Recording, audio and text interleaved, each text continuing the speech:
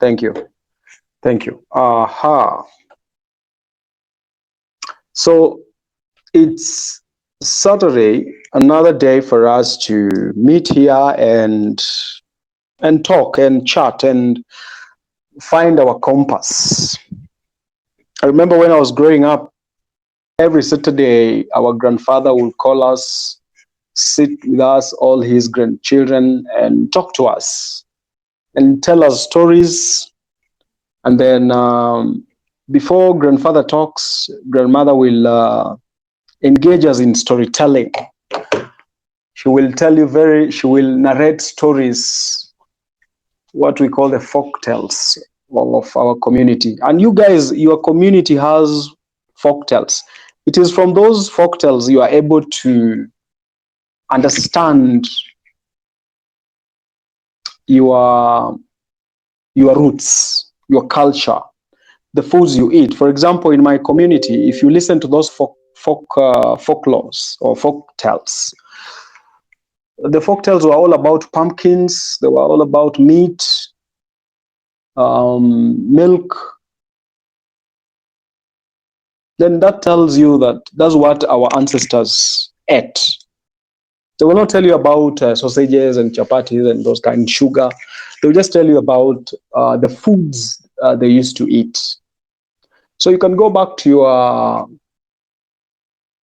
folk tales, and from them you can pick the behaviors of your community. There's a course in the university called it's called anthropology. It has been infiltrated by feminism so much, but it is a course to study culture and how culture, influence socioeconomic activities. Anyway, that's a story for another day. Today we are talking about fatherlessness, and I was going through some literature online, and it is in the American society that several studies have been done about fatherlessness. Little has been mentioned about fatherlessness in Africa, so there is nothing much to say about it. However, American society gives us the best ground or medium to discuss fatherlessness. Most of us have grown without fathers. I know there are very many guys here who've grown without fathers. There are those who've grown with stepfathers.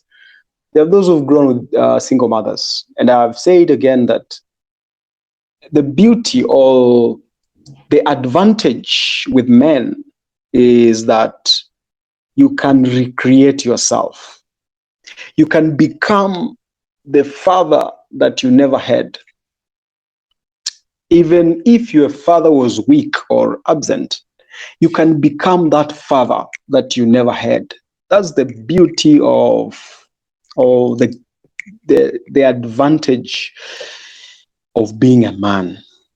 For women, well, it's not easy for them to recreate themselves if they grew up without a father.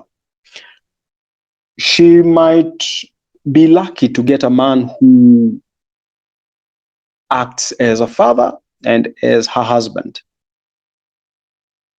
But if she gets a woos or a simp, her life will just go down and down the drains. You've met these women who drink alcohol, these neurotic women. They drink alcohol like fish. They sleep outside. They smoke bunk. They're just neurotic. If you find out about their family story, you realize they never grew up with fathers. Children from fatherless homes are more likely to be poor, become involved in drugs and alcohol abuse, drop out of school, and suffer from health and emotional problems. The other day, I wrote a thread about fatherlessness, and I was saying fatherlessness is a silent pandemic. Fatherlessness is a cancer that is eating our families from within.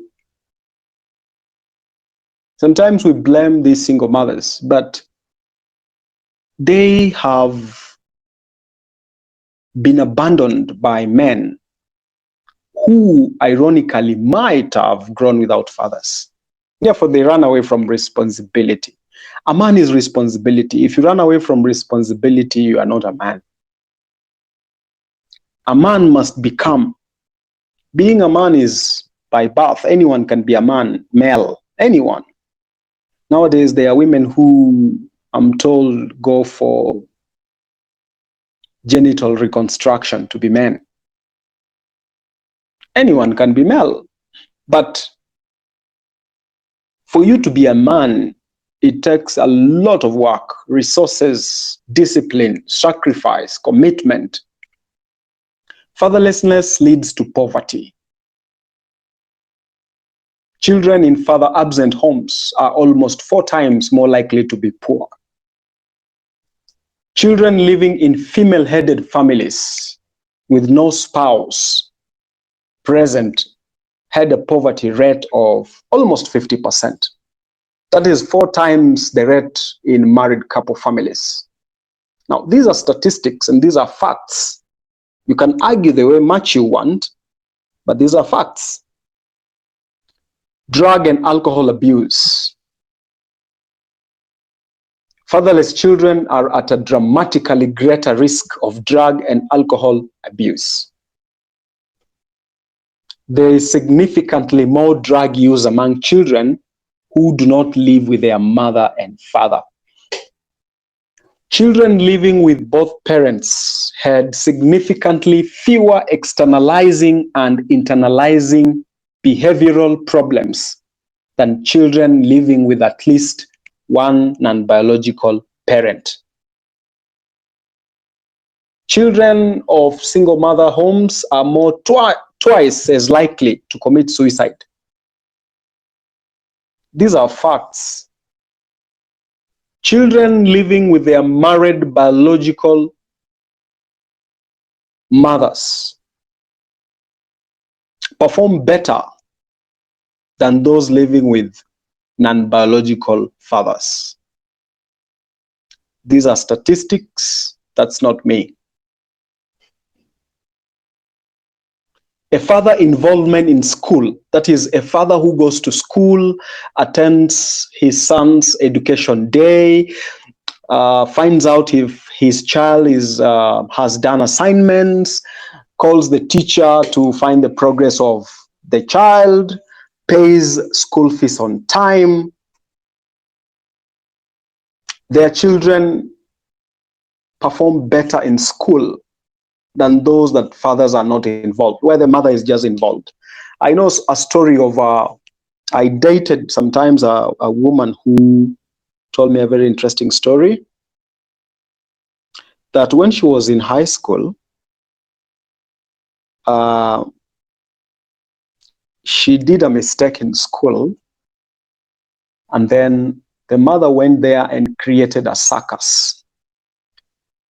And the mother said, "I don't want you people, you are messing my child, you are," the drama that she created in that school.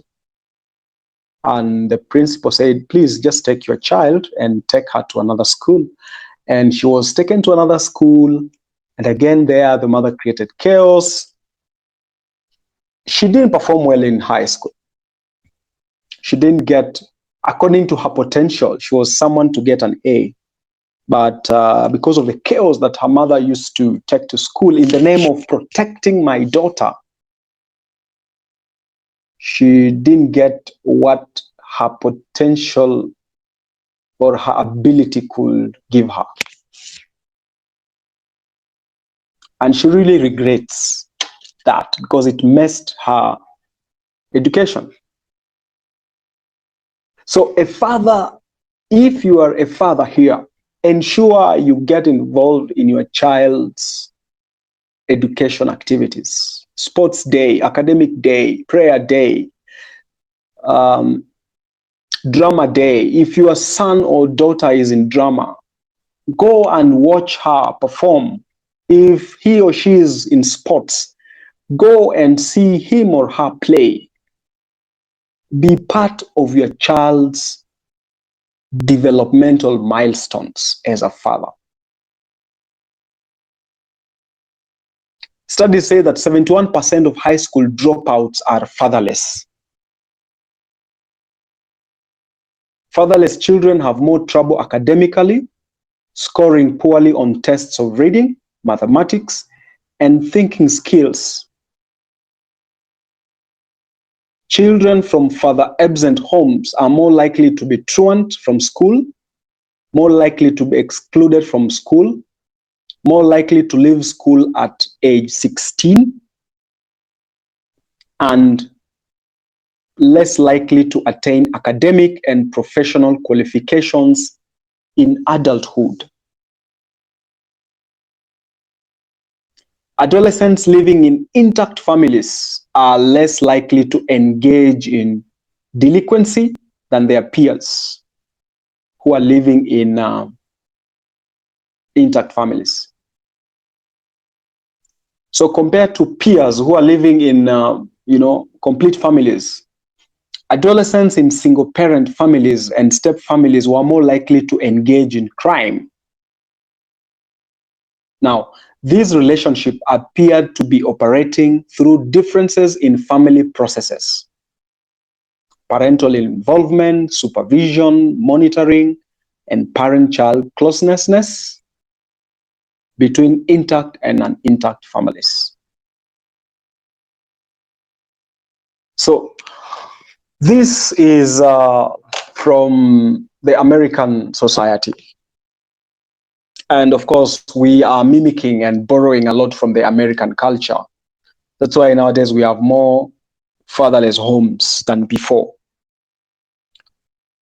A weak father or an absent father affects the lives of his children. And that's why it is upon us to ensure that we are present in the lives of our children. Even if you're separated or divorced, you must come up with a clear plan or a clear agreement on how the father will be part of his child's development. Sometimes we have these neurotic women who refuse completely their baby daddies to be part of the children's lives. Yet they do not know that when this child gets to 18 years, they might turn out to be something different. And this is the logic of women. They think if they refuse to give you access to the children, you will be hurt or you will be bitter. They are punishing you. Little do they know they are punishing these children. So when these children get to adulthood, they become truant, criminals. They don't want to work. They're just in the house. They don't want to leave their mother's house. They're just in the house. And this is when now their mother starts looking for you. Your children are just like you. They're just as rude as you. I don't know what kind of children are these. I regret even, siring children with you. Your children are just terrible. That's their logic. Last month, before these lockdown things were called, I had a session. I had a physical session with a lady who called me. She works in a government parastatal. She's one of those big fellows. So she called me and told me, Doctor, I have a problem. I want you to talk to my son. So I went, we met in those high-end posh estates, I don't want to say there. And the mannerism in which this boy was coming, not a boy, he's a man, he's a 30-year-old man. But the fellow behaves like a 10-year-old boy. The fellow is fat. The mother has struggled, has given this fellow a job. Imagine you just finish high school, you have no training, but the fact that your mother is up the ladder there and knows a few people in right places, you get a very good job where you're earning around 60,000 Kenya shillings. That's $600, 600 to $700, something like that per month. And you have nothing. You don't even have a cup. You don't even have a house. You're just staying in your mother's posh house. Your work is to come from work, sit in the sitting room, and there's Wi-Fi, so you're just online watching pornography and funny videos, and if your mom does not pay Wi-Fi, you get angry. So this guy walks in, he's just aloof, indifferent, even in front of them, does not respect the mother. He's there, he says, I want to go, I'm tired, I just want to go.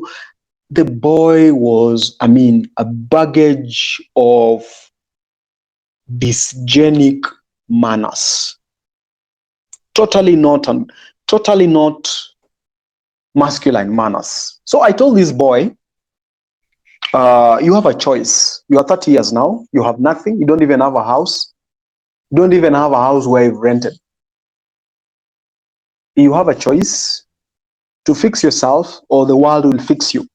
If your mother dies today, the world will fix you, and it will fix you hard. So I gave him 4 weeks to go and think about it. So I'm yet to I gave him my opinion. When I give advice to these truant boys, or these boys who don't want to listen to their parents, I'm always straightforward.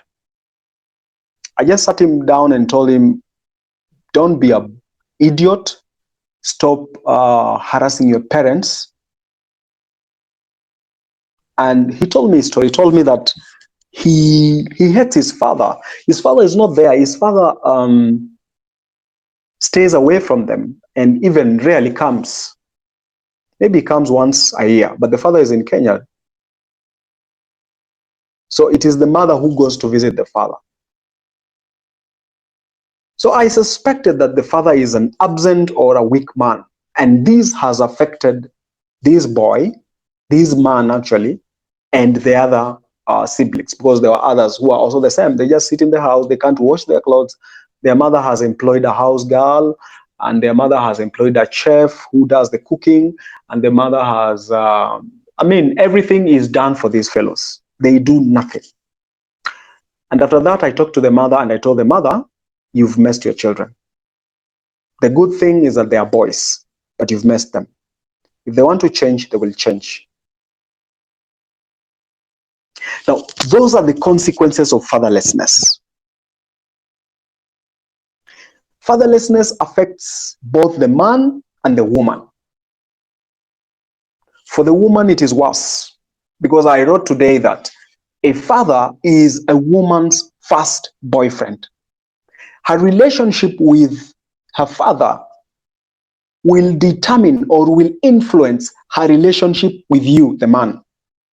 If she hates her father, she will definitely hate you with time.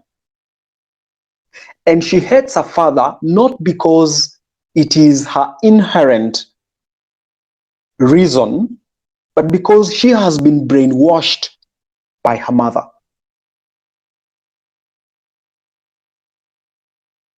You've dated these women who tell you, if you mistreat me, I'll go back home. You know, she is telling you this because her mother has brainwashed her. Her mother tells her, nobody should harass you. Nobody chased you out of your home. You can still come back. So this is a woman who will not commit into a relationship. I can give an example of my sister. If my sister has an issue with her husband and she comes home, the first person to tell her, turn back, lock that gate, I will come there myself, is my mother. My mother will tell her, leave, don't even step here. Just go back to your husband. Go. And then she will call the husband and ask the husband, hey, what is the problem? Why is this lady here? And my mother will tell her daughter, you are the problem. I know you very well. You are the problem, not the man. We've lost that. Why? Because fathers of today are weak. They have left leadership to women and their wives. And this is affecting children, how we bring up children. As a man, if you date a poorly brought up girl, you will go through all these things we are saying, that, the GBV. I saw the other day, government of Kenya talking about GBV and saying alcohol. They are not speaking the real thing, the real cause. They're just mentioning the enabling factors. The real cause is fatherlessness. No leadership at the family level. When you studied social ethics, some of us studied social ethics, SEE.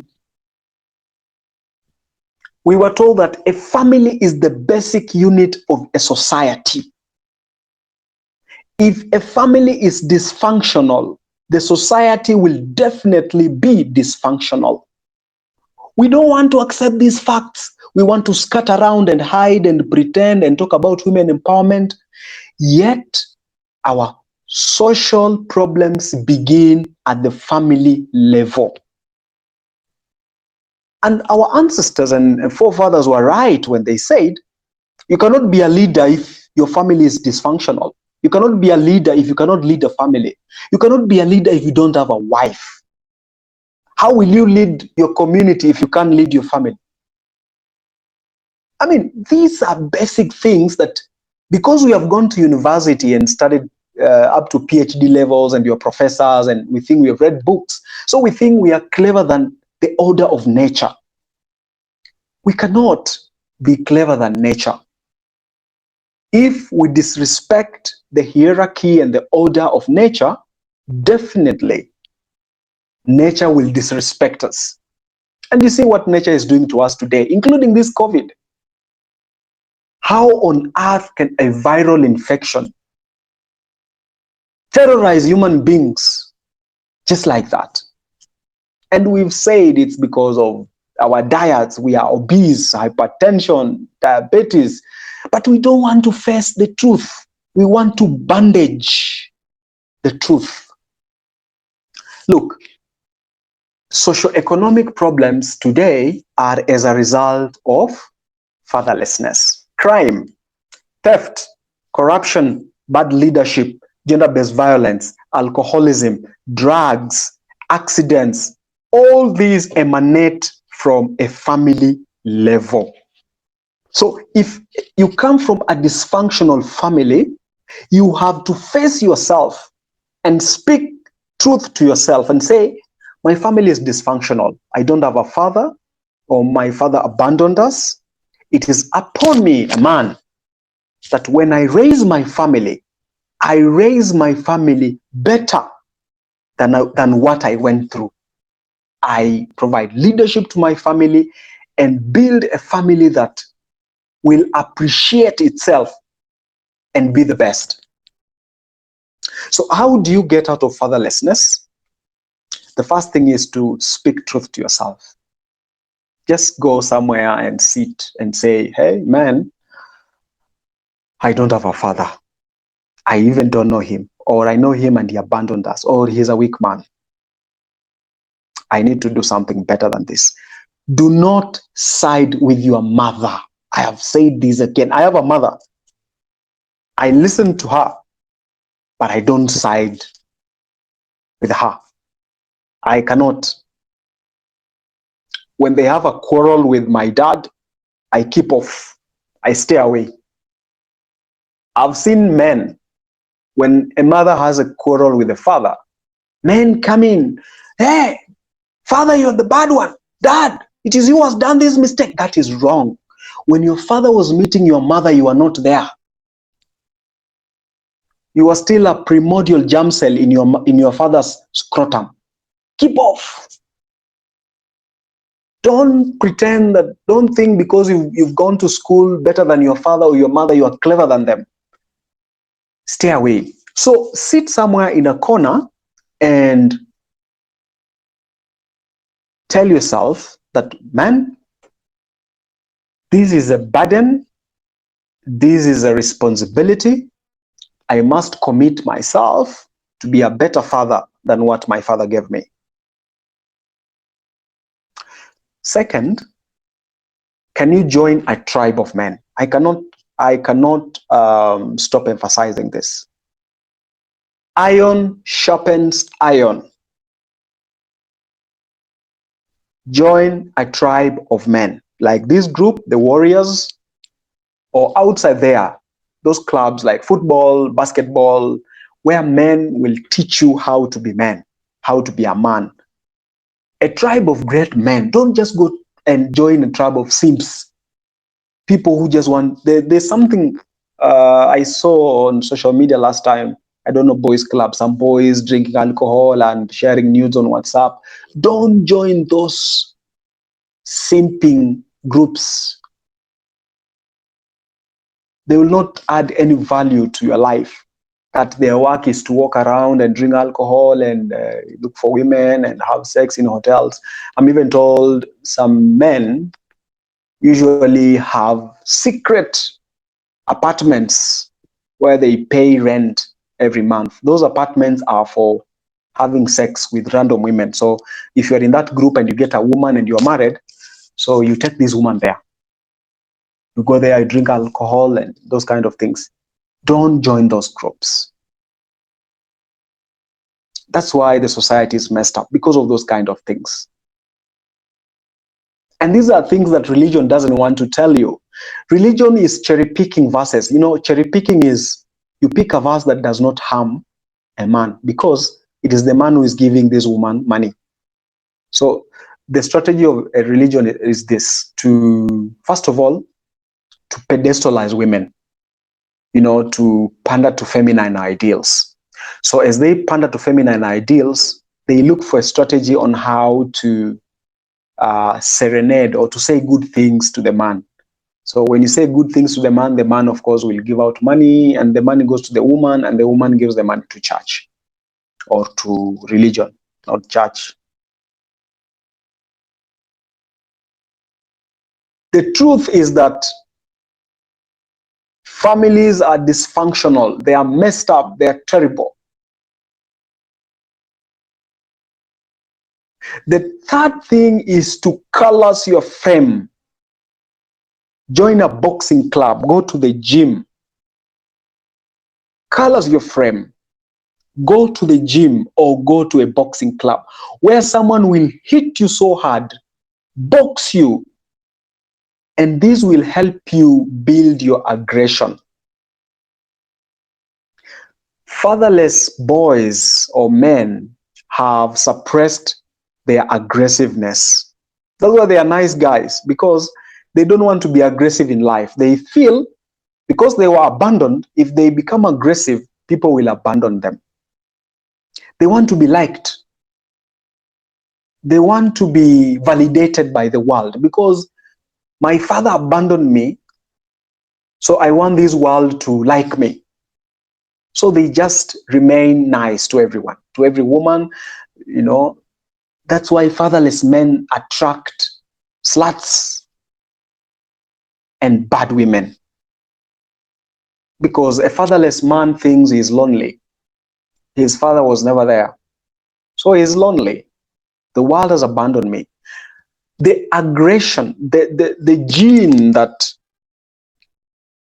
triggers aggression has been suppressed. So by going to the gym or joining a boxing club or a hiking club where you go and hike mountains, climb those mountains and go to the highest level of that mountain, climbing rocks, or doing those, I don't know what they are called, where you swing from one mountain to the other. You face your fears as a man.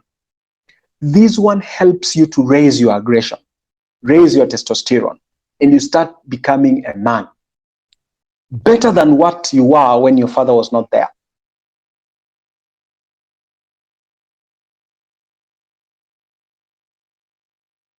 Then create something. Start creating something. Going to school is not enough. Looking for employment is not enough. Even if you are employed and you're getting money, good money, that's not enough. Creating something is enough.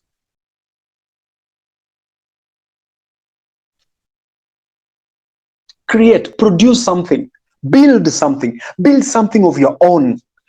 You are employed, fine, you are getting, well, money that can sustain you. That is okay. But when you die today, what shall we say you created? Create something that can employ someone. Buy land. That was my last point, getting out of fatherlessness. Go and build your empire. You cannot build your empire in the city. Let us say the truth. I don't have anything against people who've bought plots in the cities, but this is my point. You cannot build an empire in the city. A city is toxic, it's noisy, it's polluted, it's congested. Tomorrow, the council will come and flatten your house because you've built it in a reserved land. What will you do? Where will you start?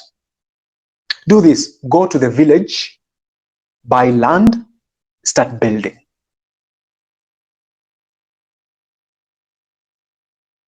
You are fatherless, so your father, you don't have someone to give you, you don't have anywhere to inherit land. I mean, let's speak the truth. Hello, let's speak the truth. You're fatherless, so you don't have anywhere to get land. Now you have to work your ass off or out to get land. Even if it is half an acre, get it. My friend, get it and build. It doesn't matter what you're building, even if it is a grass-thatched house, that's your kingdom. Let people say, oh, this guy, but that is your kingdom. You have something. Build, put that grass-thatched house there. Fence. Buy some 2 cows and 2 goats. Put them there. And start building your empire.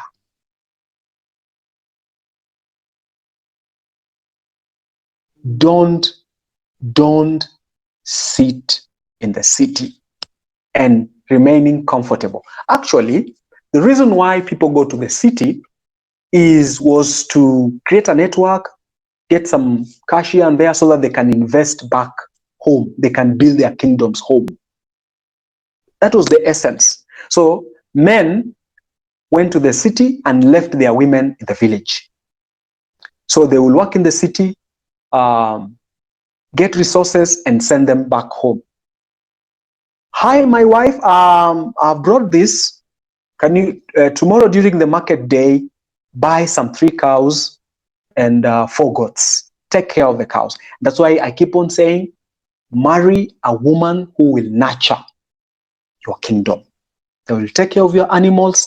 They will help you with farming. They will go to the shamba or to the farm. That's the kind of a woman you should marry. Don't be fooled by beauty and buttocks and face. And don't. This is your life, man. This is your life. It doesn't matter how beautiful she is. If she cannot nurture a plant, don't waste your time. Sex is the same. Women are the same. It is upon you to build and make her what you want. Don't be fooled by these slave queens and predatory women. Don't.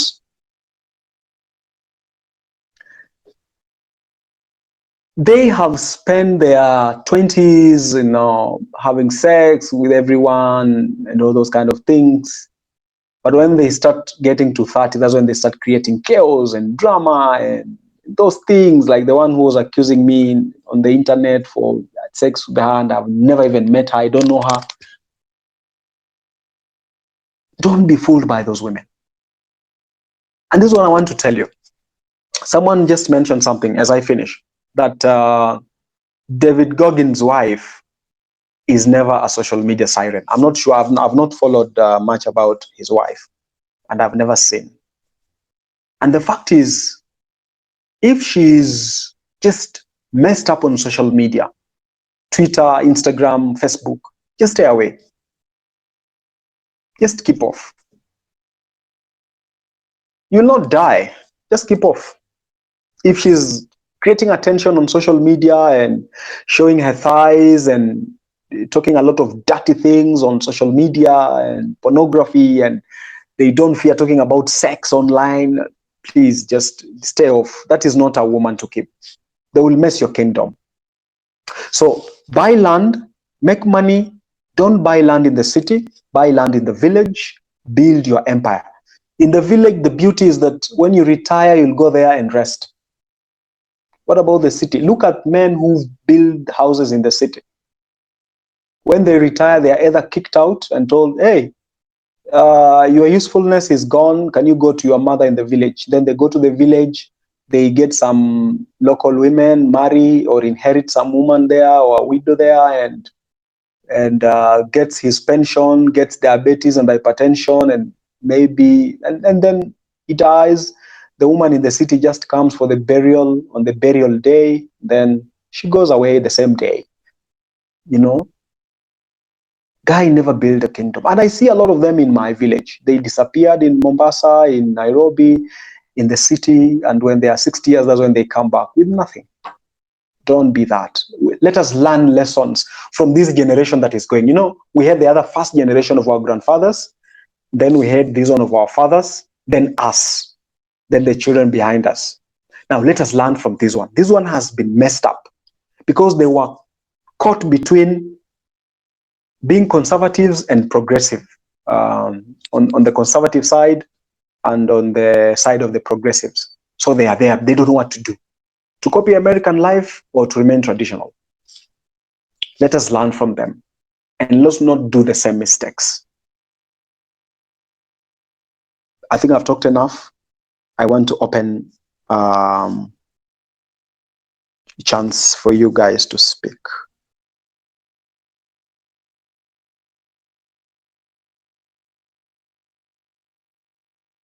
When you're given a chance, just click on the microphone. Hello. Yes. Good evening, Daktari. Good evening, son. This is Fadhili. Yes, Fadele. I'm a student, a third year student in university, and I really first wish to appreciate the kind of work you're doing. Thank you so I much. mean, men are really changing from what you are teaching, and we are really growing. Now, All right. on the topic of fatherlessness, Mm-hmm. someone like me has been brought up by a single mom. Though I know Yes. my father where he is, and sometimes we communicate. Mm-hmm. But there is this one thing I love about Mm-hmm. what you told us last time, that these are our parents. No matter what, we didn't know how they met, so we should not be part of their chaos. Mm-hmm. So sometimes mom tells us not to talk to dad because he's not helping us in any way, and Mm-hmm. she threatens that if she finds anyone communicating with him, then it Mm-hmm. means that will be the end of the conversation between her and any of his sons, because she has four sons. Mm-hmm. However, what I know, what I understand, and what I've been following from what you have been teaching is that we learn to forgive our parents and move on, because we really don't have other parents in this world. Mm-hmm. Uh, The other advantage is that mom usually tells us that there are two things that we should know. We Mm-hmm. are men, and men will just remain men and providers of the family. She only insists that Yes.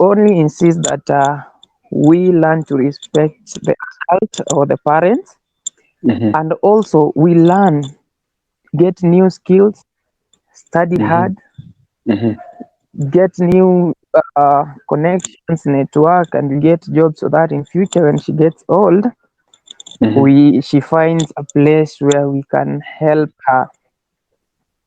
So, Mm-hmm. Daktari, whatever you have just spoken is nothing but the truth of life. Mm-hmm. And I wish the people who are listening to this conversation could take into consideration everything that you have said.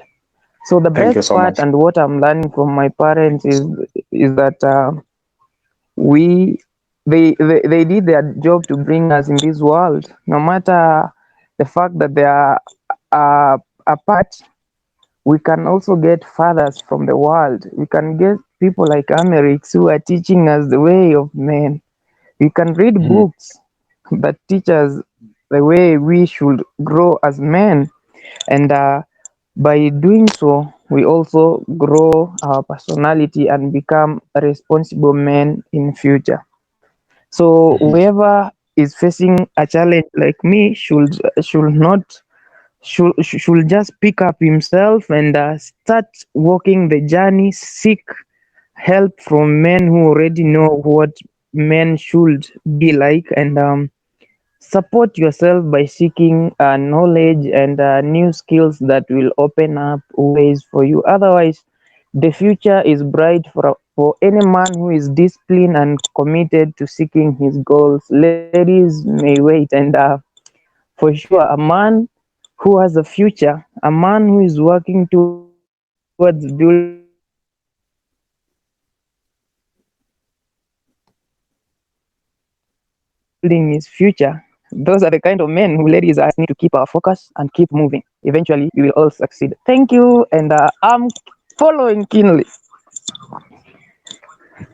All right. I just want to respond to that. Don't hate your parents. Don't hate your father for abandoning your mother, or don't hate your mother for abandoning your father, because you don't know what might have transpired. You're not there.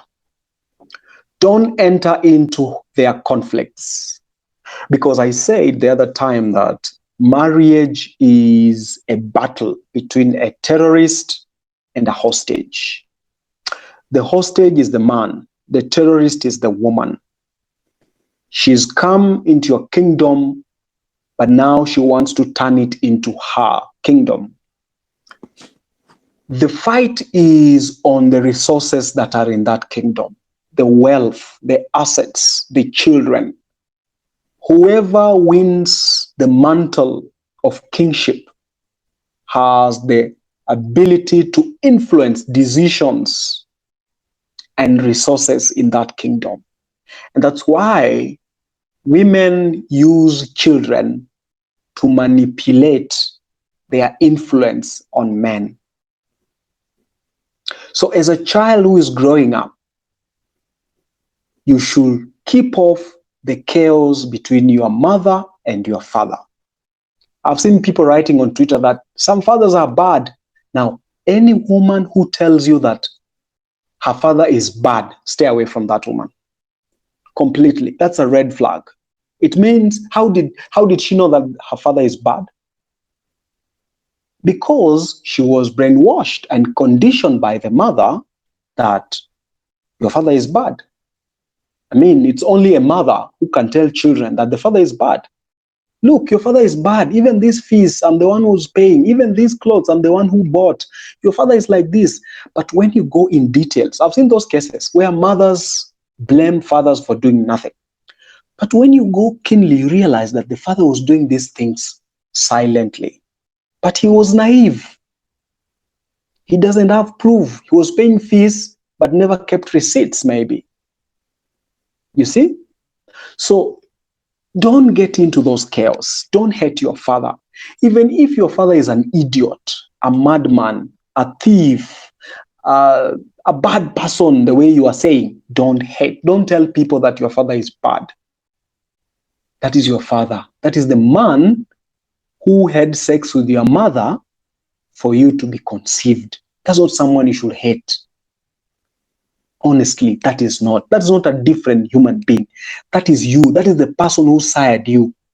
And in other communities, we say a father's blessings is more important than a mother's food. If your father does not bless you, you will have a terrible life ahead of you.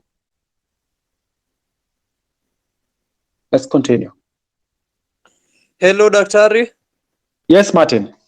How are you, sir? I'm very fine. Yes, I'm fine too. Thank you for this time, and I hope everyone is doing well. Mhm. And first of all, let me give a little bit of my personal experience in terms of Mhm. fatherliness and Mhm. father. Mhm. Today, I feel today is a very great day to discuss this because today I made my first time and my first chance to speak with my father. Mhm. I've been brought up by my mother since I was a boy. I came to meet my father when I was in class 7. We Mhm. did become so much of friends, but I Mhm. know he has been finding me all along. And one thing that I love about him is that he's a man with a strong frame Mhm. because since I was born and I realized and I started getting or hearing, perceiving things, Mhm. I've always had my mother pray for him and his Mhm. family is monogamous. I've been born in a monogamous very polygamous, sorry, very Mhm. polygamous family.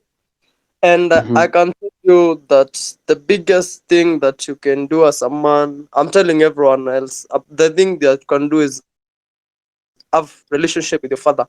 Daktari, today I've spoken with my father for about 2 hours. We went for Mhm. lunch. We Mhm. had a good conversation, and I can tell everyone, I can really confess that for the 20 something years that I've known my mother, she has never told me anything useful like what my father told me today. Yes. My father gave me ideas of businesses that I never thought, that I don't think, even if I lived with my mother for the next 50 years, she could never think of that. And I'm so grateful. And I can attest to what you're telling us. The first thing, as a man, create your frame, even if the woman will not be with you. Just like my mother, she has been praying for my father all the days of my life that I've known her. And these are people who have not been together for almost 20 something years. So Yeah. I talked with my father and I realized he's such a great man of substance. And I can Mhm. tell people of my age and okay, the unmarried guys, before you start a family, go talk to your father. It doesn't matter, even if he's a madman, like you said, Daktari. I've come to realize that men are men and it's only men who can make men. And Thank you. Mhm. I I'm so glad that you brought up this topic on such a day, and I think if we followed your advice and what you tell us, and everyone went ahead and studied deeper, looked deeper at whatever you said without any prior justice or evaluation of things, without having assumed what Amerix said is final. Go look at it from a deeper point of view, and you will see that everything that you speak, I can tell everyone here that everything that you speak is really amazing, and I've experienced so much of it. And Daktari, I'm so grateful. I am developing myself as a man. At least even before I talked to my father, I had started doing things for myself. I had started creating because I left college in 2018 and graduated in 2019 as a teacher, and I've not ventured into teaching right now. I'm working in a private lands office, and I have already bought my first piece of land, 20 points, that is 20 acres. That's how we call it, 20 points. And I can tell people, as a man, create yourself even if there is no other man to guide you. Because personally, I've been so much alone without a man figure in my life. But I've never wanted anyone to mislead me, especially my mother, no matter how much I love her and I love hearing what she's telling me. But I've always thought that I am a man. She's different from me. There are some things she can't understand. And it has made me grow to be a man, and it has always directed me to the way of men. And I'm so grateful. And I am so happy that I met you, Daktari. And on behalf of other people who have benefited from you, thank you so much, and may God bless you. Thank you, people. Thank you very much, Martin. Just to echo what he has said, women cannot advise men. Sometimes when I write tweets, you will see women coming there trying to say, no, I tell them, you are not a man. Just read and scroll. Because you don't understand the masculine frame. Women today want men to be like them. They want, and now that's where we have Sims. Sims want to operate from a feminine wavelength. They think if you begin behaving like a woman, women will like you. They will not. So, a woman, your mother cannot advise you on masculine issues. She cannot. That's a fact. I have a mother. If I have a problem today, and these are examples, and I call my mother, I tell my mother, okay, let me give you an example. Sometimes 3 months ago, I had an issue in my private clinic. So because of slow revenue, I couldn't pay some bills in the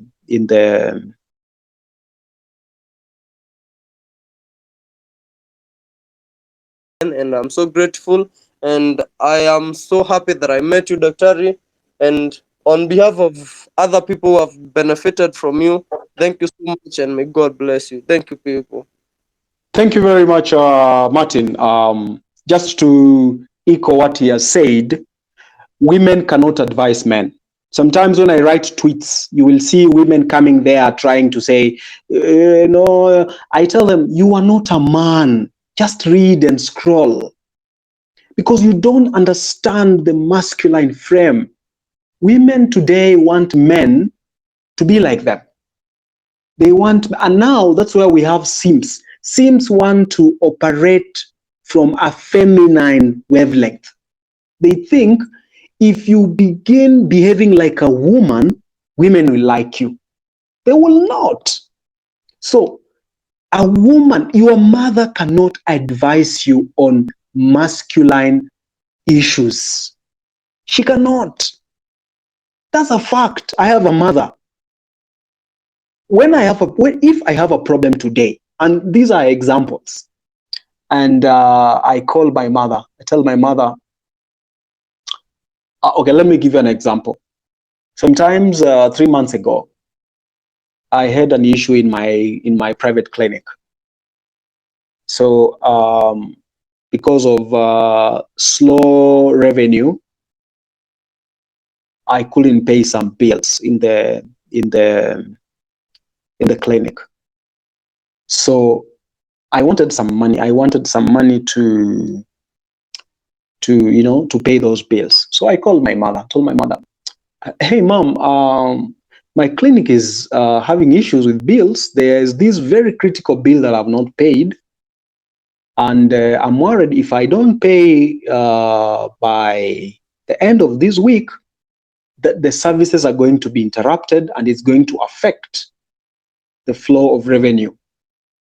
No, my mother told me, "Now what do we do? My son, what can we do now? Why not close? Then when you get your salary, you can pay some." Because I don't know what I can do, because right now we don't have money.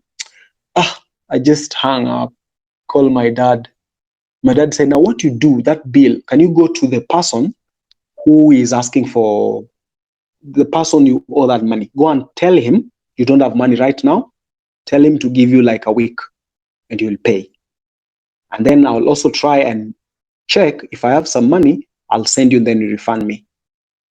So tell that guy to. So my father gave me a solution immediately, something I never thought. Of course, it was easy, but I never thought of going to that guy and tell that guy, please, just give me some time. I will, it never came into my mind. But he gave me, in just 3 minutes, he gave me a solution. And I went and met that guy, and that guy said, it's okay, I understand there's this pandemic issue. Let me give you, in fact, he gave me 3 weeks. Told me, let me give you 3 weeks. Then I'll continue supplying you those laboratory reagents. Then when you get money, you can clear. You can even pay slowly. I have no problem. The pandemic is really affecting us. You can see. So your mother cannot give you a solution on anything. She will just be blaming and taking you around circles. And these are facts that we don't want to accept. When you talk about them, we are called misogynist, we hate women, we are called a lot of things. But these are facts. Number two, it is if you grew up without a father, it is very important to get that closure. Even if your father will not give you anything, it is very important to get that closure. You don't have to grow with identity crisis. An identity crisis is you don't know your roots. You don't know where you are born. You don't know your people. And that one affects you, and it will affect your children. Trust me on this. Obama was not a fool to come all the way from Illinois, Chicago, to Kogelo in Siaya to just check the grave of his father. He was not a fool. He was not. I mean, he didn't come because the people are poor. He came because he wanted that closure. As a man, that closure, that identity gives you the momentum to continue growing up and becoming a better man. At least you know my identity. I know my people. I know where my father was buried. Next.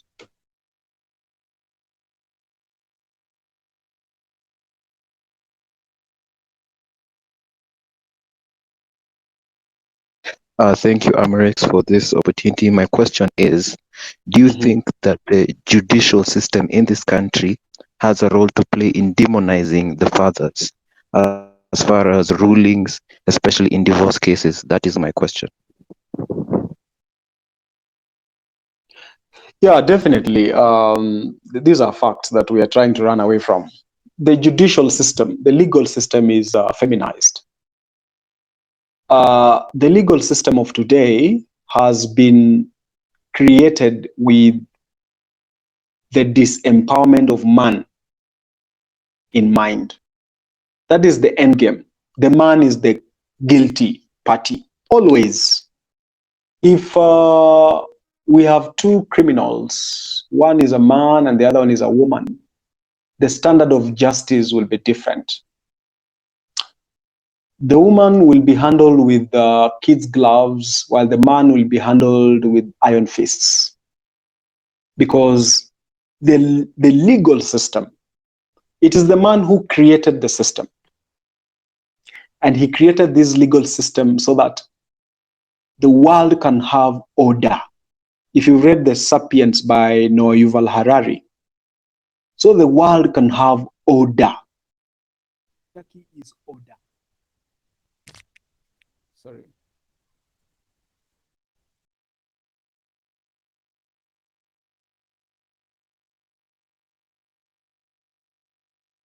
Yeah, sorry about that. So that the world can have order. But along the line, simps and weak men allowed women to infiltrate in the systems. If you read Rollo Thomas's book, For Religion, he explains it very well, where he says that yes, it is men who are running the systems, but they are running the systems from a feminine agenda, from a feminine perspectives. It is the feminism in these systems that is controlling the man leading that system. It is the tail dog scenario. The dog wags the tail and not the tail wagging the dog. So the legal system has been infiltrated by female agenda to disempower the man, because it is thought that a man is the reason why the world is the way it is today. The world is chaotic. But they don't want to accept that the more you disempower the man, the more the chaos. Now look at America. Just chaos all over. These children who've been brought up without fathers and they don't want to accept that the one who are being shot. Why are they being shot? If you follow keenly, you realize that, well, I don't encourage shooting, but you realize that these fellows who are being shot, they have a history of criminal activities. They have a history of breaking the law. They have been on police radar for years on end. And when they are being arrested, they resist, they create chaos, they create drama, they send videos on Facebook. It is hard being a policeman in the US, especially a conservative one. It is hard. I don't encourage shooting innocent people, but let's say the truth. America is chaotic because the man is weak. Look at the men in the US today. They are fat, obese, they pedestalize women. Listen to the music today. The music we knew in the US was the music of the man. But today, the music is just simps, simping, pedestalizing. Even the guys who are singing those musics are just simps. They sing like women. They behave like women. Just terrible.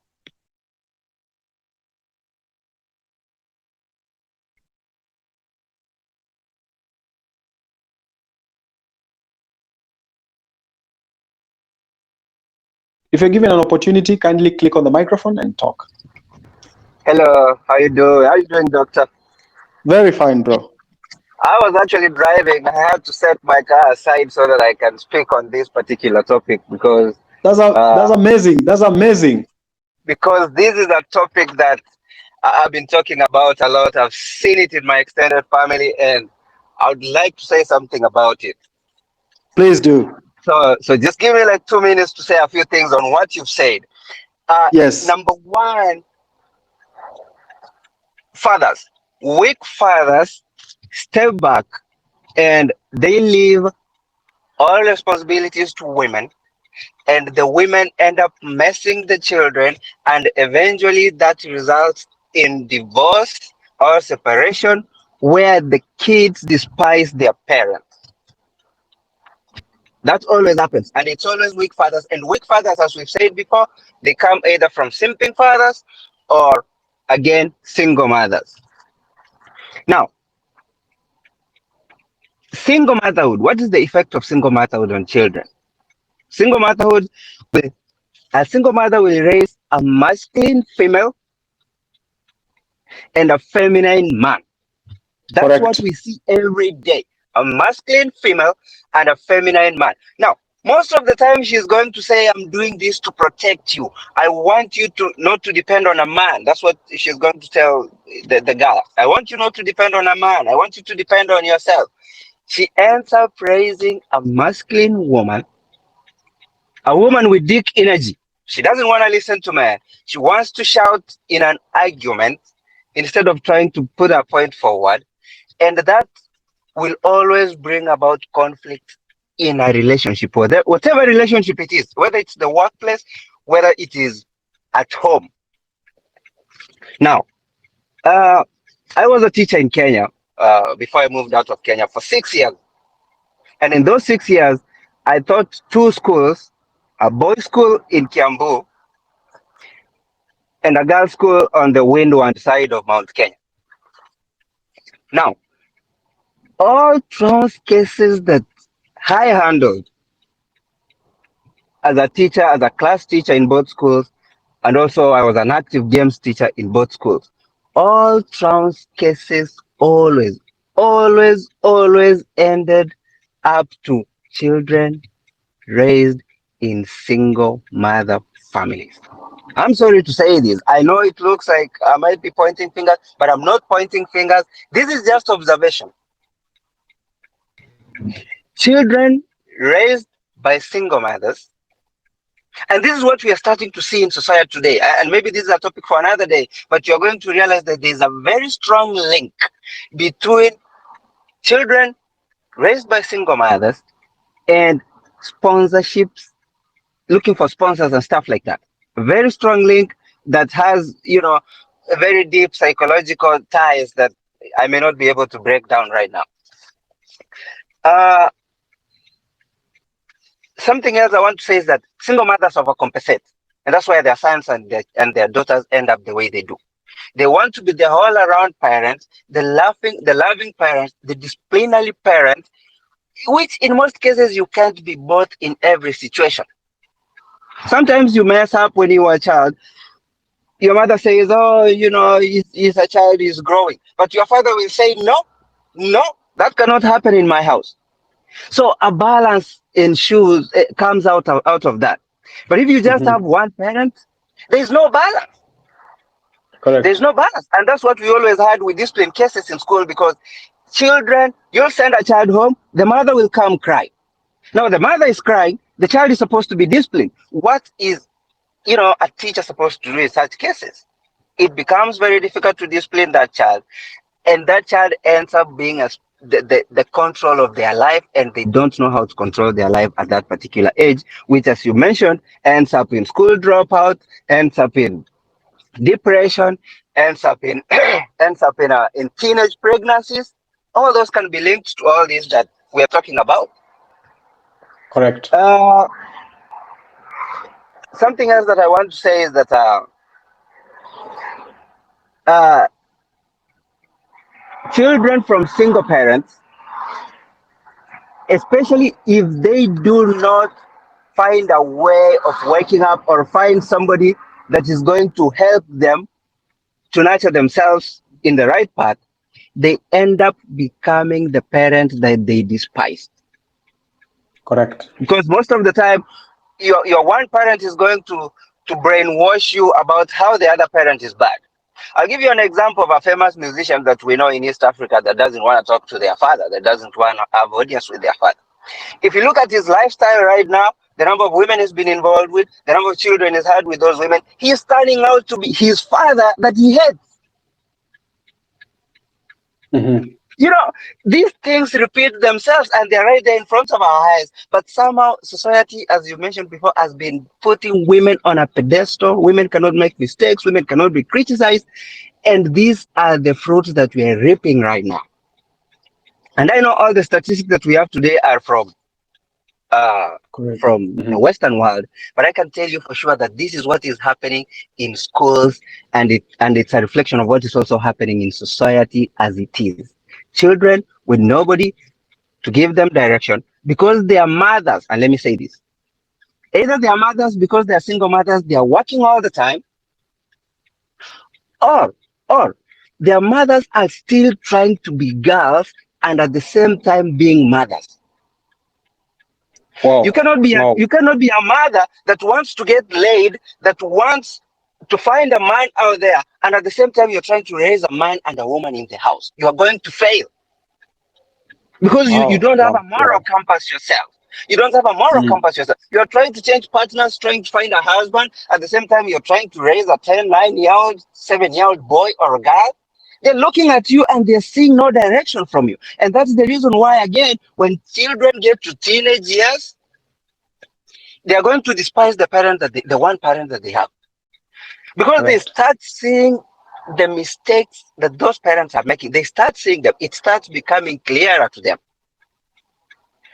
and it's something that you know people might need to go to therapy for. People might need to look for mentors, as it's been said before, to help them help go around that. Now, there's something that I want to mention, which is my last point. Sorry for taking so much time. Is how to get out of this, especially for men. I heard you mention that men, as a man, you need to do better. I want to add into that. As a man, do better, but do not overcompensate. Because Mhm. some men were raised in single parent homes, so they're trying so hard uh, to make it perfect, to make it Mhm. perfect for their family now. So they end up, again, as you mentioned, they end up with these manipulative women. They end up with these women that know now I can do anything. But this man has already swear that he's not going to leave, or he's not going to leave his family, or he's not going to leave his kids. So I'm sure I can do anything to this guy, and he will never leave. Why? Mhm. Mhm. Because you Mhm. got into a relationship to overcompensate. I'm sorry for that. Oh, oh. Because you got into a relationship to overcompensate, to look for something that you never had. You must first get peace with yourself that I never had this, but I'm going to look for somebody that's going to enable me create it now for my kids, but not try to overcompensate that I don't care who I get with. If I have a family, I will not leave because I was left. That is overcompensation. It's not going to work. You can be sure. Mm, mm, mm, mm, mm, mm. Something else as a man, look around you. There's thousands and thousands of men around you that are men of character that you can follow. You don't even have to be talking to them. Look at them, look at their frame, and try to orient yourself to them. It could be your school principal, it could be your professor, it could be your workmate, your manager at work, it could be a church leader. You need to find a man for yourself to follow so that you can get out of this emotional driven life that has been inculcated in you by your mother. Mm, mm, That's the only way you are going to be safe. You mentioned about mm, the shootings in the US. I mean, the US, I can tell you a million times about single motherhood. I can tell you about men that I look at and I feel for them. I feel for them, and I'm in a management position at my job. And when I started having problems with this kind of children, I remember my senior manager called me into the office and said, "Listen, man, I'm going to tell you how to see these people even before you talk to them." mhm, And he told me about how children that come out of these families, they'll always be emotional. They'll always be quick to make decisions that will jeopardize their job, again, mm, based on emotions. They'll not dress well and they do not have drive. And he showed me how do you manipulate these people to do what you want? Again, by mm. emotions. Because you're just an emotional roller coaster, the way that you've been raised by your one parent. I'm sorry that this keeps coming out, but this is the last time. So you it can be seen in you, and your mother might keep telling you how good you are, how, or maybe how life is unfair, or how maybe your father was a deadbeat, and maybe if he was there things would have, or maybe if your father wasn't there things would have been worse if he was there. As somebody else said, you need to find a bridge, so that you can find a balance for yourself. And if you can reach out to your father, reach out to the man. Again, as I said before you become the man that you hated, that you didn't know. I don't want to say more than this, man. Thank you so much for the opportunity.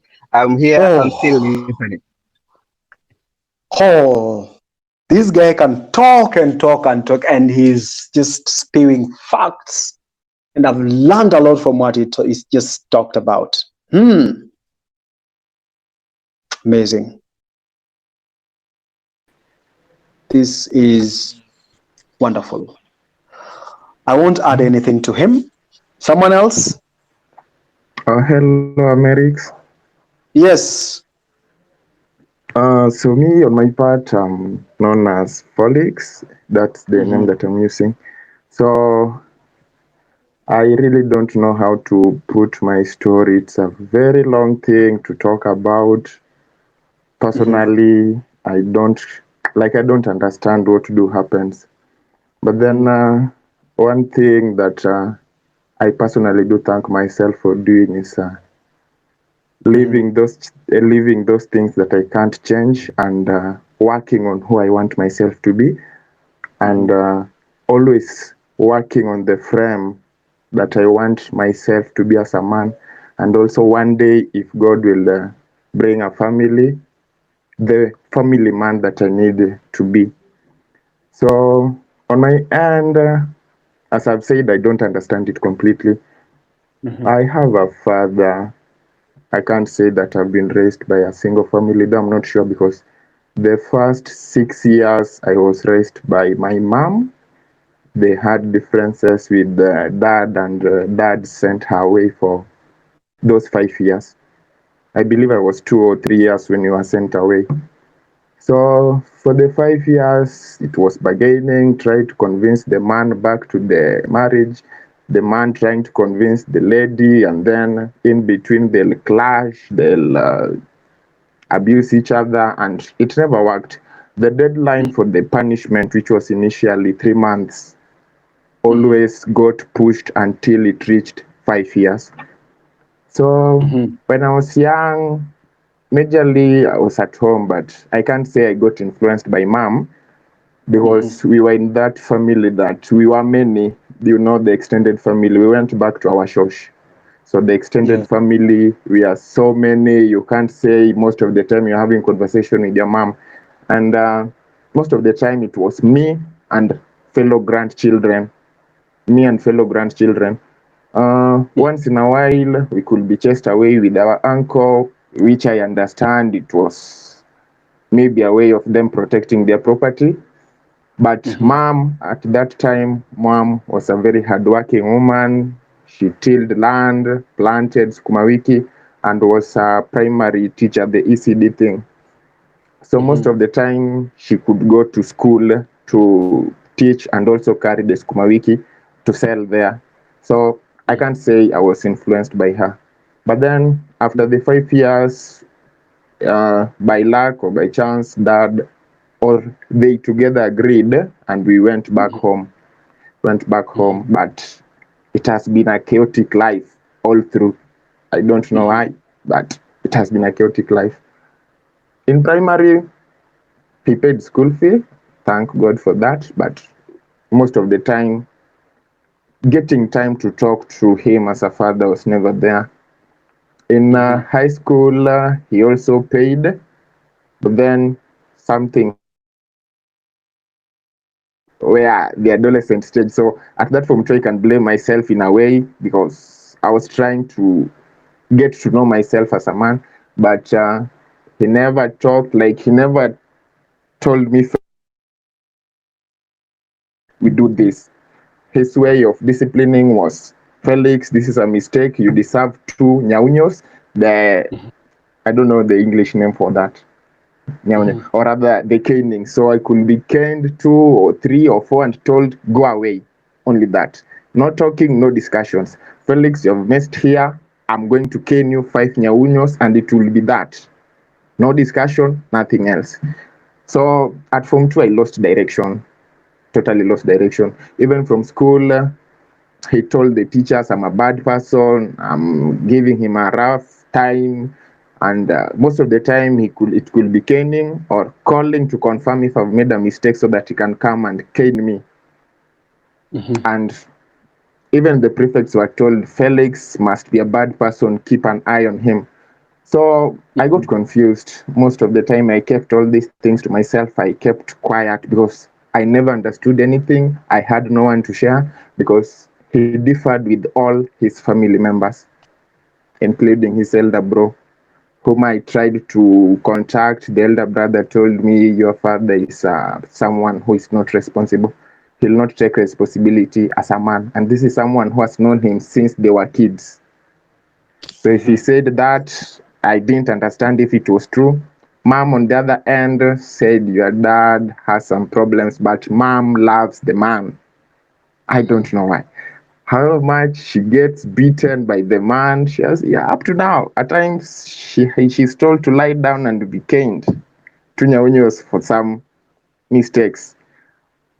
So my first trial of KCSE, I failed due to those stress. I never understood myself. I got 3 weeks to exam. I got ulcers. Went back home for treatment. The man chased me away. because he told me to lie down and be caned for failing exams, which I told him, Dad, yes, I failed exam, I'm sorry, but then kindly allow me to go and sit for my exams and then I'll come back. You'll cane me. There is no way I'm going. But then he told me, Felix, if that is how you want to operate, this is my home, just go away. I don't mind if you are sick or not, just go away. And I don't know if it was the right thing to do, but I just went away, went back to school, but was messed up psychologically. So first time I failed, that was in 2016. Failed my exam, got a D plus, something I knew was not my capability. And after getting that D plus is when I said, man, Felix, things are messed up, but you don't have to take it this way. This is a situation you have found yourself in, but then it's not your destination. Life has to go on. And tomorrow, nothing has messed with tomorrow. Tomorrow is still a clean paper. You have to work on that. So I moved away from home, went to stay with my aunt that is connected to mother, because the aunt connected to father, they have differed, so I cannot go there. Going there is another criminality that will deserve police case or caning.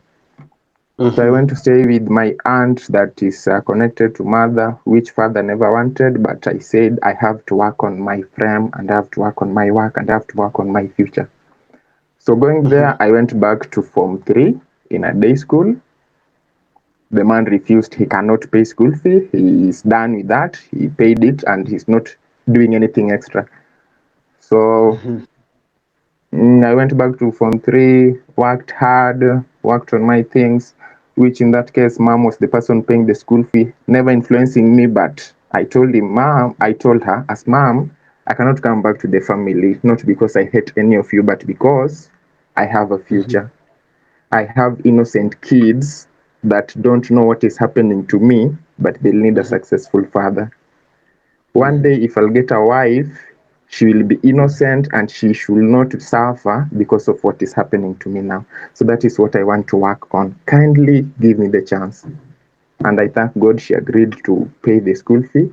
And when I got so much possessed with the education thing, we differed with my aunt slightly, the family thing, and she chased me away. She said she cannot continue working with me that way.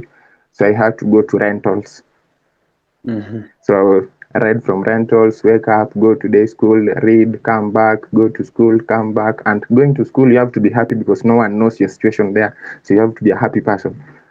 So by God's grace, by the results that came in 2018, I got my B plane. I thanked God for that. After Congratulations. Thank you for that. After 2 years of struggles and nobody's providing, most of the times I had sleeping hungry. Sometimes you just take a cup of water and you sleep. But going to school, you must be a happy person because you are also a prefect there. So I got my B plus and thanked God for that. Forwarded those results to dad. He never replied. And when I finally called him, that was on 2018 April. By then I was teaching in the same school that I had done my exams. So I called him and told him, Dad, I've been placed in a certain school. I'm supposed to join, but my fee is low. But he told me, Felix, if you want me to pay that school fee, if you want yourself to come back to my home, you must agree to be caned 15 nyaunyos for the 2 years you have been away and for differing with me and not deciding to do what I told you. And I thank God it was on a Good Friday. I told him, if that's what you have decided, Dad, I'm coming home on Friday. Telling myself, if Jesus is going to carry his cross, let me carry mine.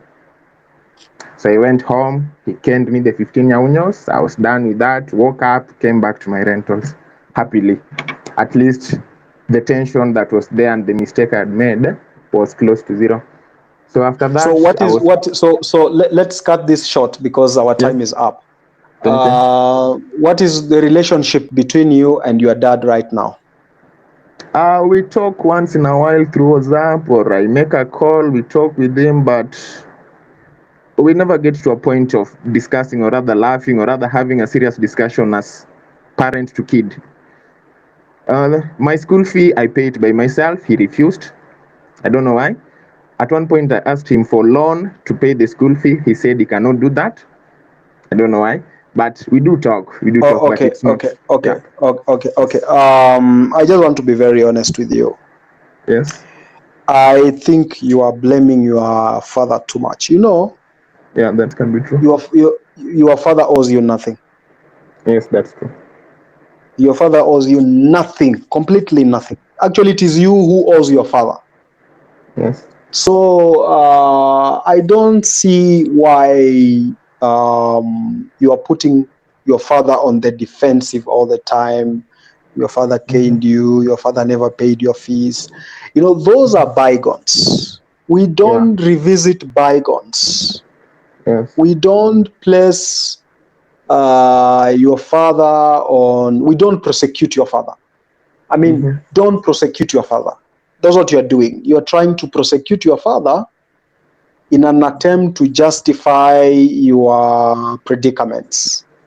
Don't do that. And that's what I've just said. Don't. Yes. As a man, once you are born in this world, it is you and your life. Full stop. Mm-hmm. And I was really happy when you when you said that you went and tried to recreate yourself and went back to school and passed your exams. That is very, very good and very commendable. And that's what I encourage every man here, that if you have issues with your family in terms of fatherlessness, don't prosecute your father. Don't look at your father from the defective telescope. Yes. Look at your father from, this is my father, and maybe if you are in that position, I will have done better, but maybe he has his reasons. So the best thing is, don't hate your father, don't prosecute your father, don't blame your father, just live your life and face your life. Do not side with your mother. Don't. When your father was seducing your mother, you are not there. When they started having conflicts, you are not there. When your father abandoned your mother, you are not there. It is not your responsibility to start prosecuting the conflicts between your mother and your father and your family. That's none of your business.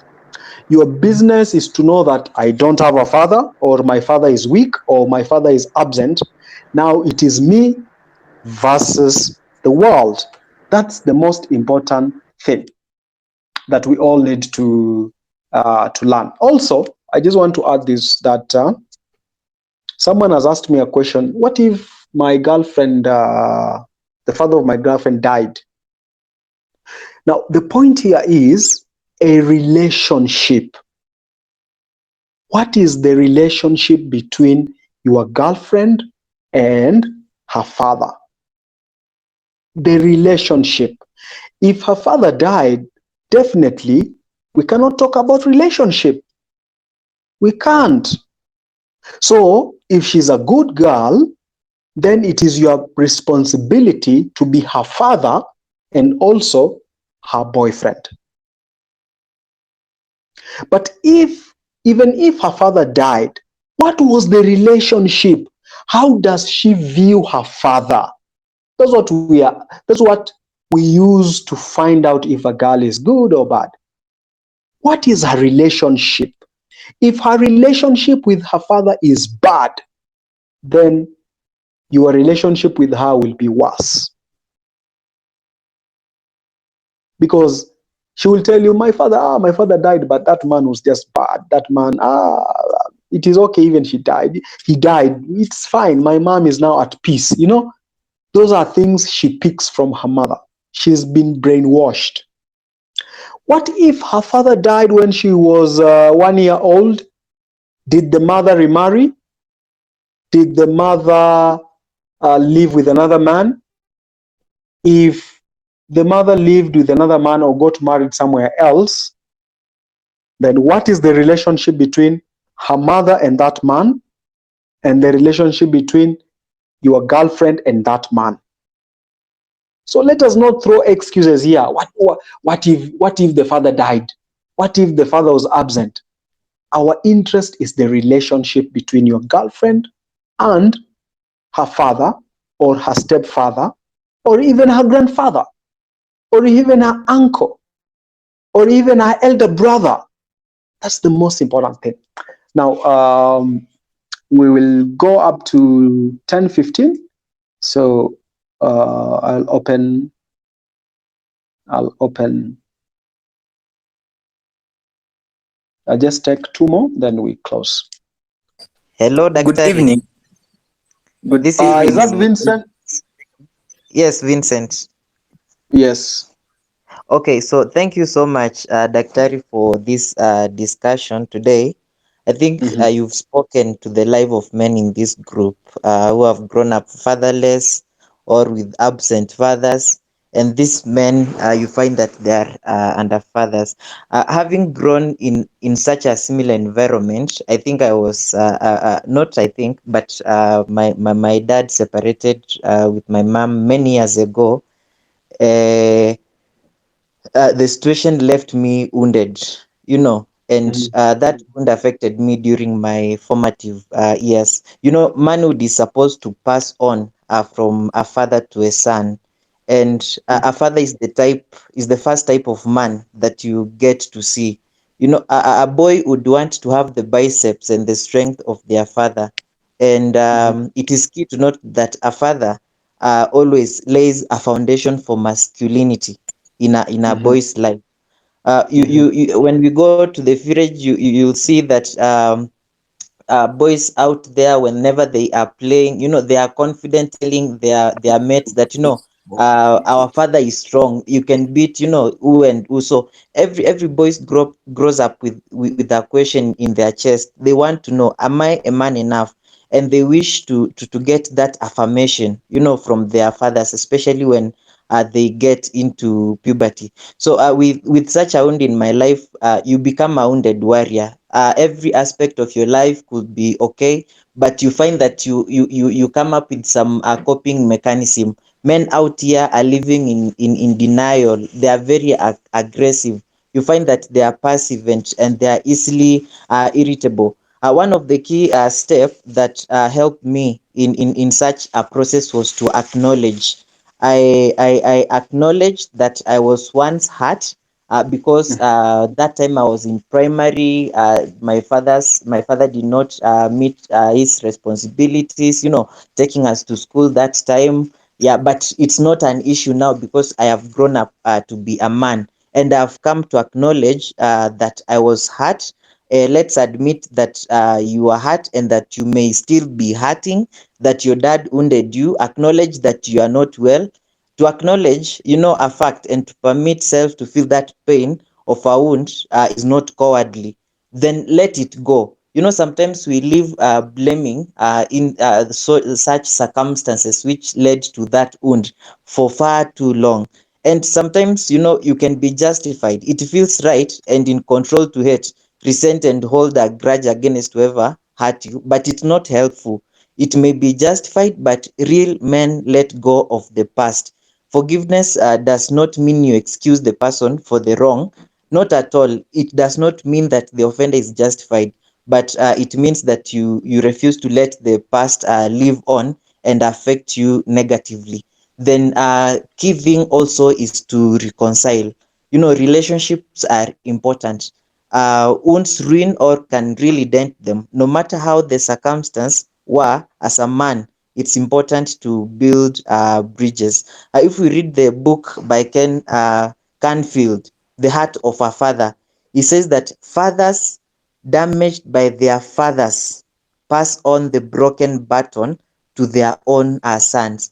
As men, no matter the relationship that you may be, that or no matter the hatred that you may carry, maybe your father left you at some point where he needed to support you. You need to let that go. You need to allow yourself to self heal. You need to go back and reconcile. When I was university, I had to look for him. We had a discussion so that you may let go of all that past and free yourself. Otherwise, you will carry that baggage for far too long, and it will not help you. So thank you so much for that avenue. Then let's just grow an avenue to talk. You know, some men tend to hold so many things in their heart, thinking that they are very exceptional. Yet out here, you'll find that men are going through different stuff, which is very hard for each and everyone. But as the Bible says, iron sharpens iron. Let's open up in a forum where you an inner circle where there is lots of trust and build each other. Then we become better men. Thank you so much. Oh, thank you so much, Vincent. That was amazing, man. That was good, good. I hope someone has gotten something from what you said. Wow. Johnson. Hello, Doctor. Yes. Yes, Hi, quick. okay, okay, thank you very much for this opportunity. My name is Johnson, and I have some few issues that I want you to address. So I'll start by talking about my family background. And my family is simply made up of my mother and two elder siblings. My dad separated with my mom in the year 2015 when I was 15 years old. I'm currently 20 years old. So everything that you've been talking about, fatherlessness, directly affected me. Number one thing that has affected me is drugs. I've been a drug addict. I have been a porn addict, and I have masturbated. When it comes to school, I have been a dropped out. I have been a dropout. I've been expelled out of very many schools. So my relationships with other people has deteriorated with time. Over time, because my dad and my mom separated when I was already a teenager. The relationship that I had with my peers, they have deteriorated with time, and not talking from a defensive side. uh, I have currently dropped out of school. My mom and my dad know that I'm in school. I'm not talking to mom, I'm not talking to dad. I'm currently staying on my own, and I'm trying to look for ways that I can fend for myself, having no major skills or certificates or everything. So I just do some businesses here and there. They are not picking up very well, but they are not that bad as well. So to be brief, because I see time is really going, I just wanted to ask that I have achieved getting out of masturbation. I have achieved getting out of pornography since I met your channels.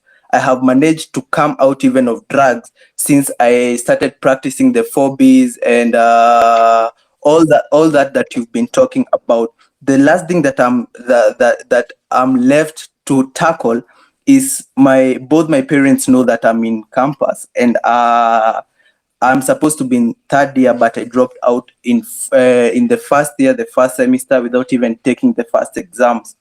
So how can I approach that as we conclude?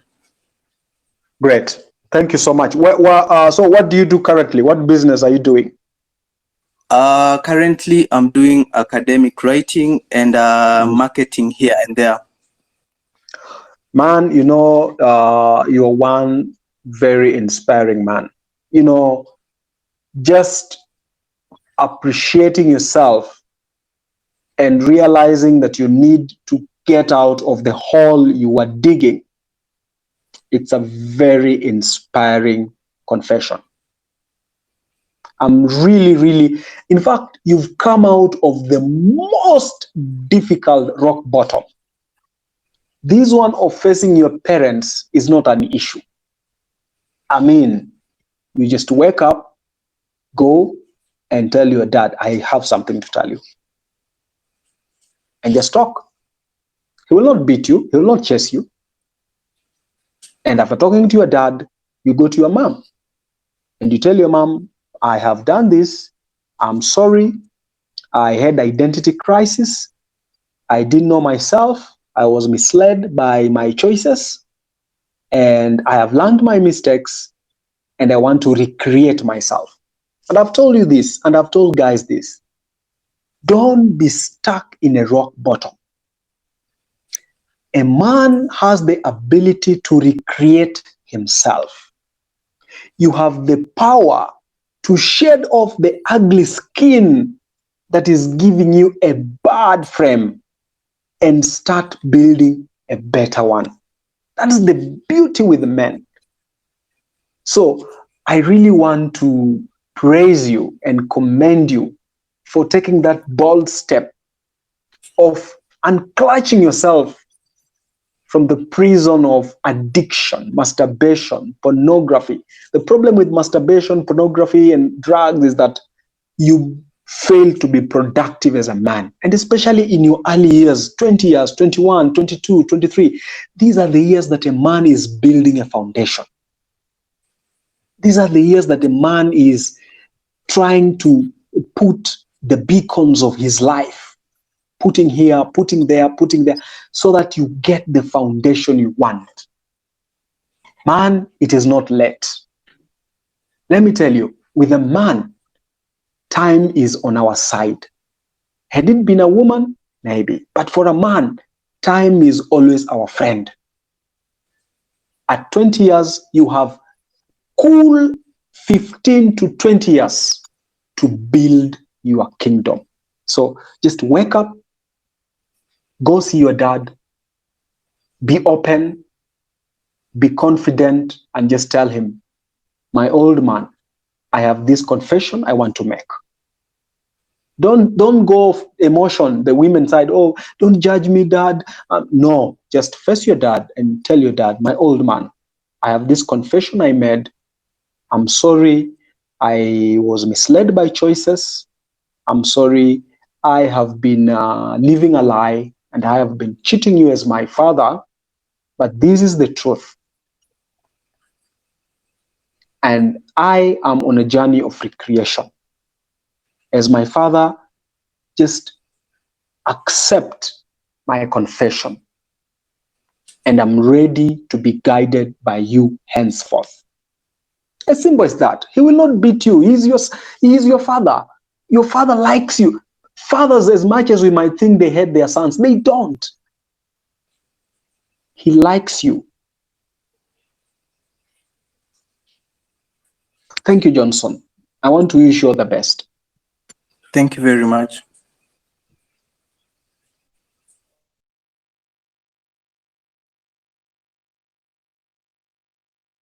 The last one.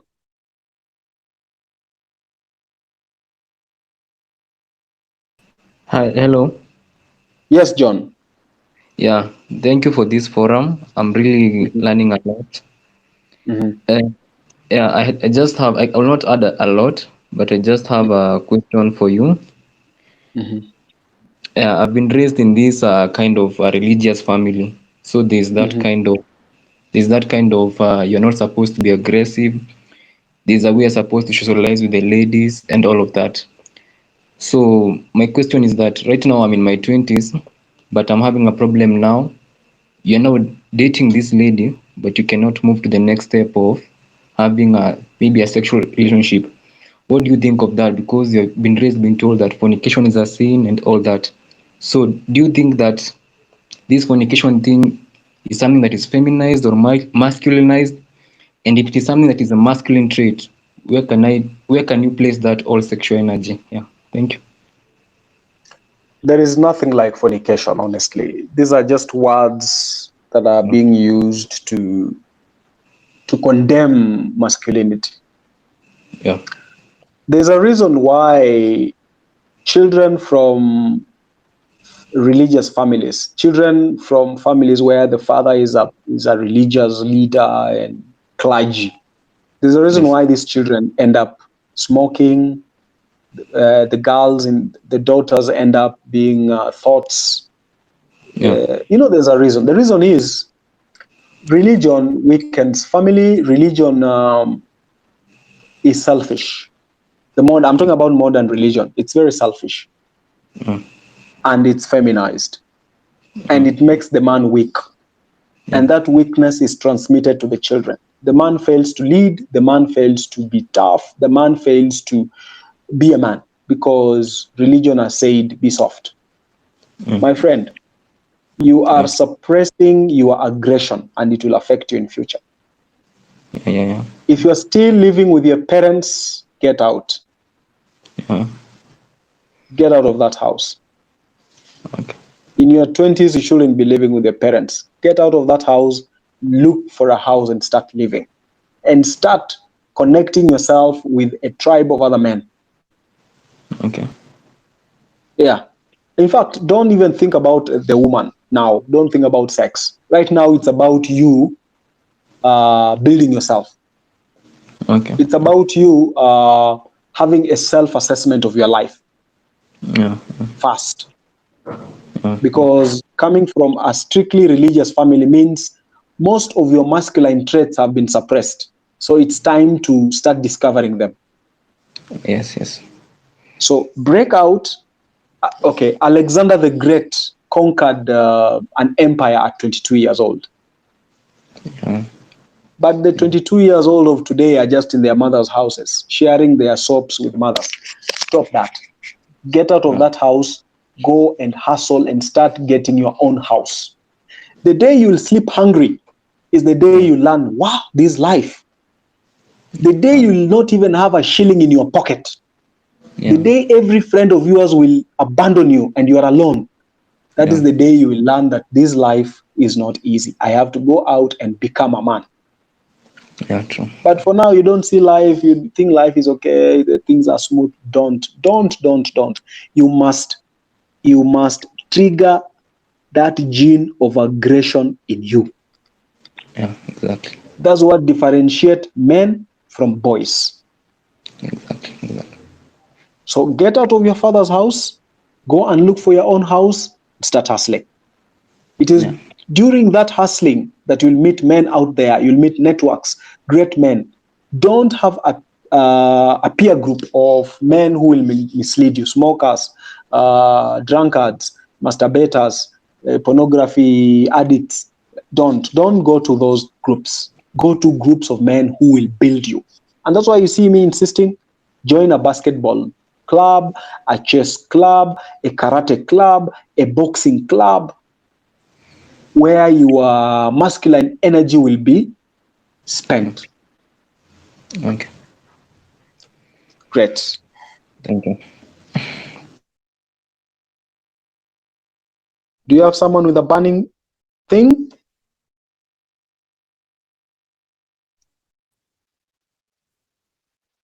Good evening, Doc. Good evening, Ote. Yes, speaking on this topic you've been talking about, I would like to say having a mentor will be a very critical step for a young boy who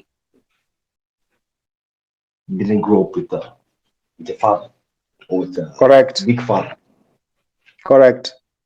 So as for me, my parents were missionaries, Mm-hmm. and so we had several people come stay with us. Over the 10, 11 years before I went to boarding school, I was raised by over 15 women. Oh. And usually, each and every small mistake I make or my brother makes will be chastised intensely, or sometimes we're beaten, or most of the times we're insulted.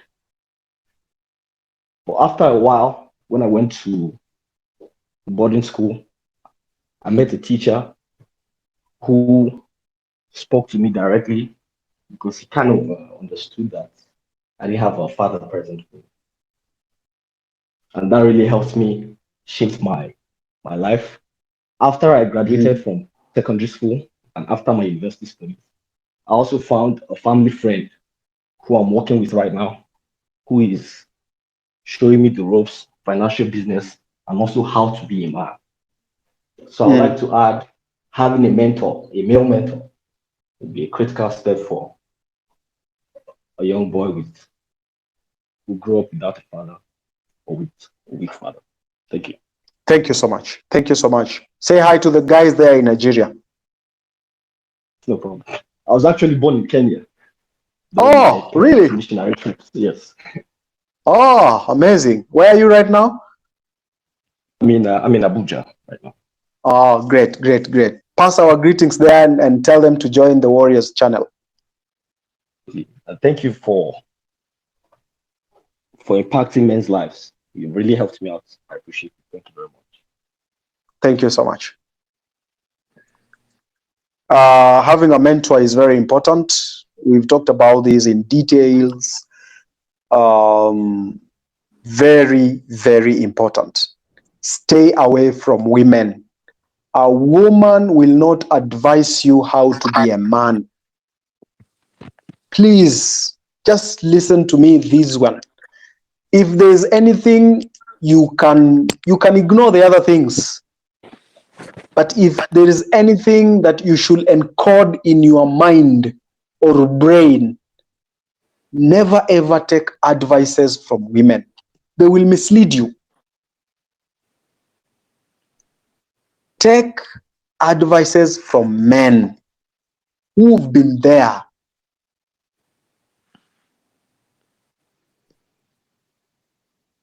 How are you, Doctor? Very fine, Obi. I have a question. Maybe it's I have a child who is outside the marriage. So I've been and I've looked at the family of this other woman who was my child, and I've really wanted to for this child to impart the knowledge and my skills, basically to be a father who is present to this other child who is outside my marriage.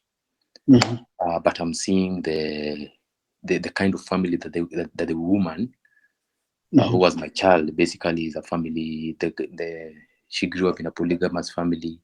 Her sister has 3 children. She doesn't have a husband, and I thought that was the kind of, she saw her sister do it alone. So maybe this is something that she wants to do it on herself. So how can I be able to bring this child to be the father, but then again is also looking at the kind of picture this woman has?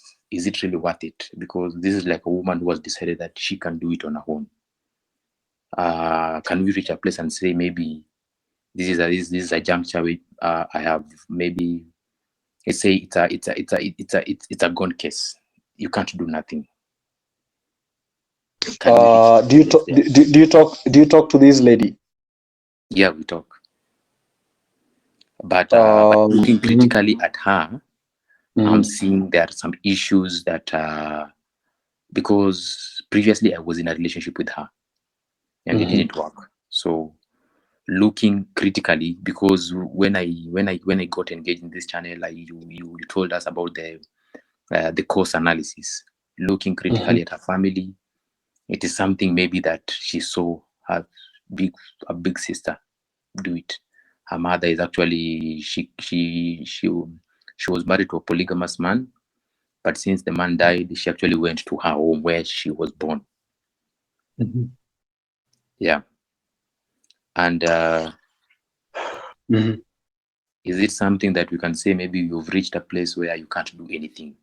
This is a gone case. It's a place where you need just to wash your hands and live your life. A man goes for what he wants. What do you want yourself?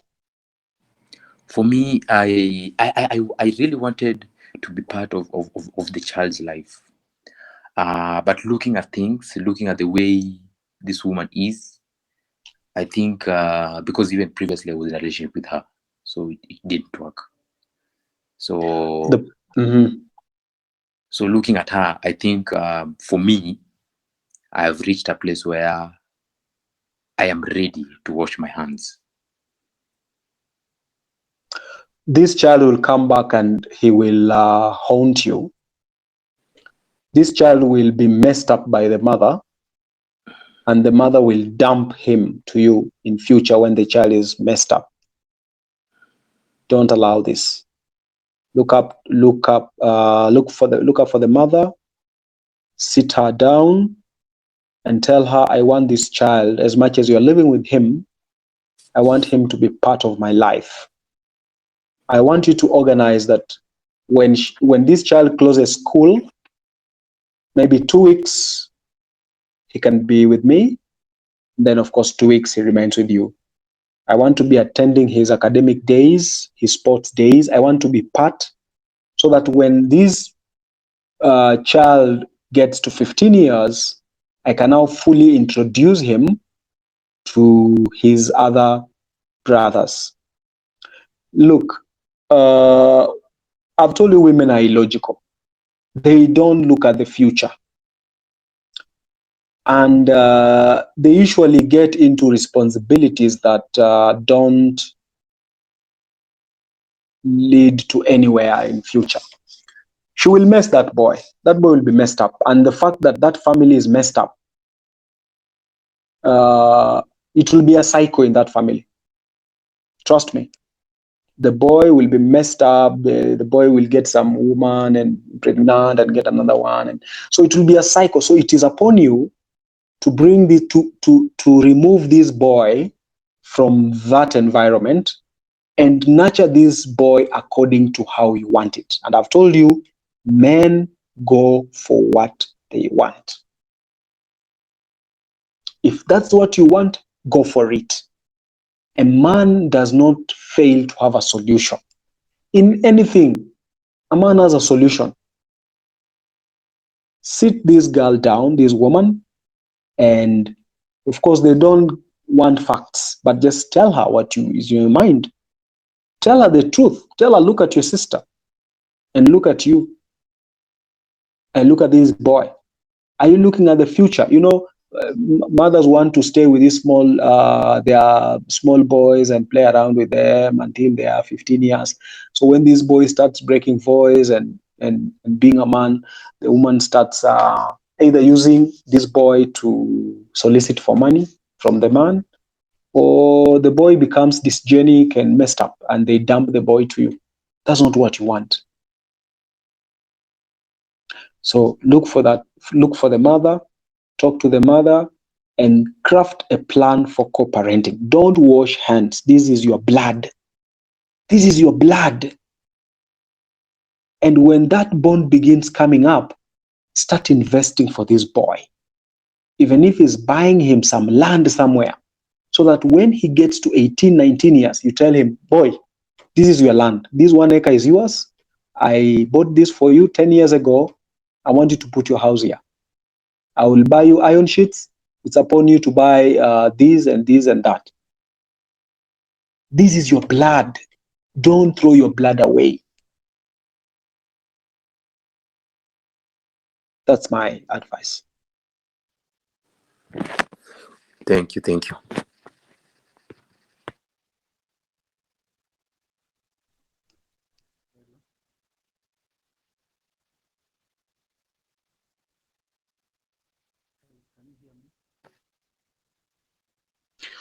All right. I think we've come to the end of the chat today. It was about fatherlessness. And personally, I've learned a lot. I've been inspired. I have added some knowledge to what I knew. So there's some guy who insists that he wants to talk. Chief, do you want to talk?